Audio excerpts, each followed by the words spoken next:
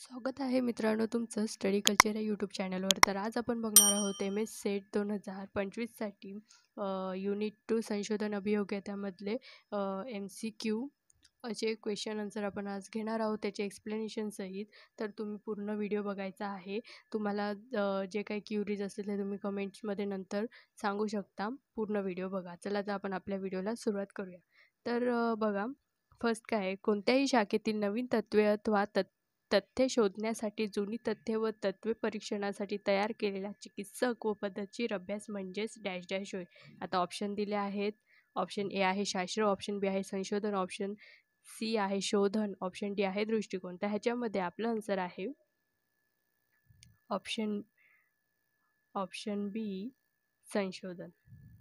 आता बघा, संशोधन म्हणजेच काय, जसं की संशोधन म्हणजे याची व्याख्या आपल्याला करता येईल, कोणत्याही ज्ञान शाखेतील नवीन तत्त्वे शोधण्यासाठी आणि जुनी तत्त्वे परीक्षणासाठी तयार केलेला चिकित्सक व पद्धतशीर अभ्यास म्हणजेच संशोधन होय.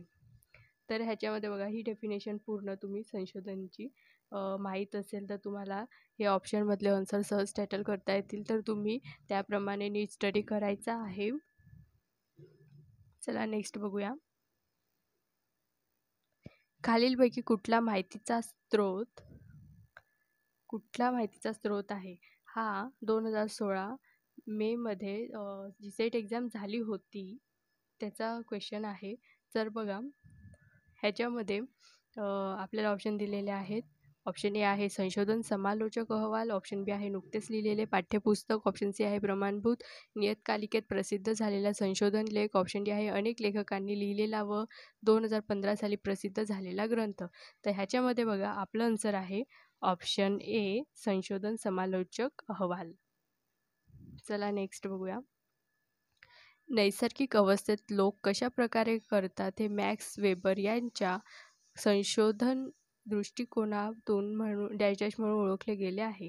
तर याच्यामध्ये बघा, ऑप्शन ए आहे सकारात्मक चिंतन फलन, ऑप्शन बी आहे टीकात्मक चिंतन फलन, ऑप्शन सी आहे नैसर्गिक चिंतन फलन, ऑप्शन डी आहे विवेचनात्मक चिंतन फलन. तर ह्याच्यामध्ये बघा, तुम्हाला याचा आन्सर माहीत पाहिजे. मी हे जे ऑप्शन वाचून दाखवतो तेवढ्यातच तुम्ही ओळखून घ्यायचं की म्हणजे मनातल्या मनात तुम्ही आन्सर रेडी ठेवायचं की कुठलं असू शकतं. मग मी सांगेल त्याप्रमाणे तुम्ही तुमचं स्वतःचं आन्सर काय आहे ते चुकलं असेल तर त्याच्यावर तुम्ही सुधार करू शकता. तुम्हाला एक्झाममध्ये असं करतील तर तुम्हाला फायदा होईल. तर ह्याच्यामध्ये बघा, आता टीकात्मक, याच्यामध्ये आपलं आन्सर आहे ऑप्शन बी टीकात्मक चिंतन फलन. नेक्स्ट बघूया. कोणतेही शास्त्र हे डॅशच्या स्वरूपाचे असते? ऑप्शन ए आहे सैद्धांतिक, ऑप्शन बी आहे उपयुक्त, ऑप्शन सी आहे सैद्धांतिक उपयुक्त, ऑप्शन डी आहे यापैकी नाही. त्याच्यामध्ये आपलं आन्सर आहे ऑप्शन सी सैद्धांतिक व उपयुक्त. तर ह्याच्यामध्ये बघा, सैद्धांतिक,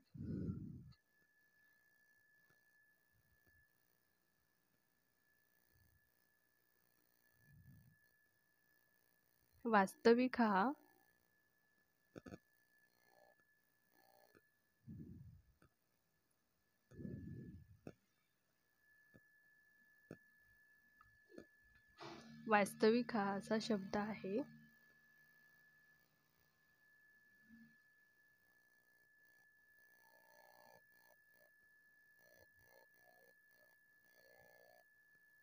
सैद्धांतिक हा असा शब्द आहे.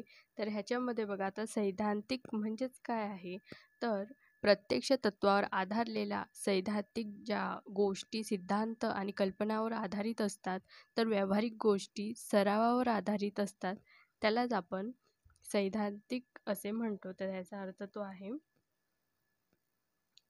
चला नेक्स्ट. शास्त्रामध्ये डॅश डॅशवर भर असतो. ऑप्शन ए आहे परंपरावाद, ऑप्शन बी आहे कार्यकारण भाव, ऑप्शन सी आहे ज्ञान संकलन, ऑप्शन डी आहे विधिवतपणा.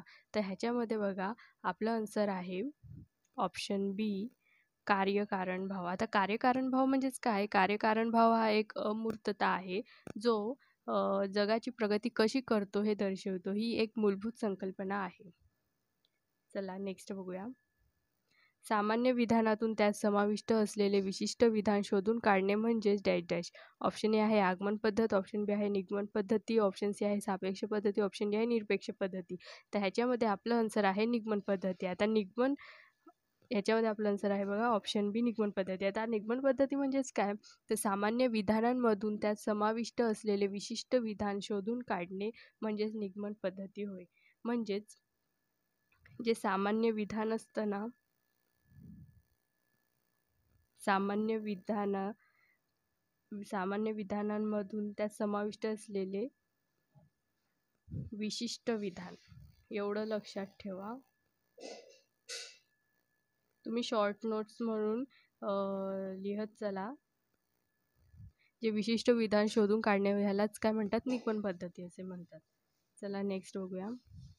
एक संशोधक पूर्वीच्या संशोधन लेखातील माहिती वापरून नवीन संशोधन लेख लिहितो हे डॅश डॅश आहे. ऑप्शन ए आहे नैतिक, ऑप्शन बी आहे अनैतिक, ऑप्शन सी आहे मान्य, ऑप्शन डी आहे योग्य. तर ह्याच्यामध्ये बघा आपलं आन्सर आहे अनैतिक. ऑप्शन बी अनैतिक. तर आता अनैतिक म्हणजे काय, नैतिक तत्वांचा अभाव, योग्य आचार नियमांचे पालन करण्यास तयार नाही असेच अनैतिक. आता बघा नेक्स्ट आहे, जेव्हा संशोधन क्षेत्रातील निवडक घटकांबाबत माहिती गोळा केली जाते त्याला डॅश डॅश म्हणतात. ऑप्शन ए आहे निदर्शन अनुसंधान, ऑप्शन बी आहे समग्र अनुसंधान, ऑप्शन सी आहे दैवप्रवण अनुसंधान, ऑप्शन डी आहे लॉटरी अनुसंधान. तर ह्याच्यामध्ये बघा आपलं आन्सर आहे ऑप्शन ए निदर्शन अनुसंधान. आता नेक्स्ट बघा, एका संख्यात्मक अभिक्षमता चाचणीमध्ये स्त्री व पुरुष विद्यार्थी एकसारखे कामगिरी दर्शवतात. हे विधान खालीलपैकी काय सूचित करते. ऑप्शन ए आहे संशोधन गृहीतक, ऑप्शन बी आहे शून्य गृहीतक, ऑप्शन सी आहे दिशात्मक गृहीतक, ऑप्शन डी आहे सांख्यिकीय संशोधन. ह्याच्यामध्ये आपलं आन्सर आहे ऑप्शन बी शून्य गृहीतक. आता शून्य गृहीतक म्हणजेच काय, तर हा एक प्रकारचा गृहीतक आहे जो लोकसंख्येच्या विशिष्ट वैशिष्ट्यांमध्ये फरक नाही हे दर्शवण्यासाठी आकडेवारीमध्ये वापरला जातो. आता नेक्स्ट बघा, डॅश डॅश ही शास्त्रीय अभ्यासाची पायरी नव्हे. ऑप्शन ए आहे समस्यासूत्रण, ऑप्शन बी आहे गृहीतक कृतक, ऑप्शन सी आहे वस्तुनिष्ठता, ऑप्शन डी आहे पूर्वखंडन. त्याच्यामध्ये आपलं आन्सर आहे ऑप्शन सी वस्तुनिष्ठता. आता वस्तुनिष्ठता म्हणजे काय, एखादी वस्तू किंवा घटना जशी तशी घडली असेल तशीच समजून घेणे, तशीच प्रतिपादन करणे म्हणजेच वस्तुनिष्ठता होय. आता बघा, तुम्हाला वस्तुनिष्ठता ह्याची डेफिनेशन जर माहीत असेल तर तुम्हाला त्याच्यावर कुठलेही क्वेश्चन तुम्ही इझिली टॅकल करू शकता. तर त्याप्रमाणे तुम्ही तयारी करायची आहे. छोटे छोटे पॉईंटसुद्धा सुटू देऊ नका. आत्तापासून स्टडीला लागा आणि शॉर्ट नोट्समध्ये हे पॉईंट नोट डाऊन करून घ्या जे इम्पॉर्टंट वाटतील ते. थँक्यू.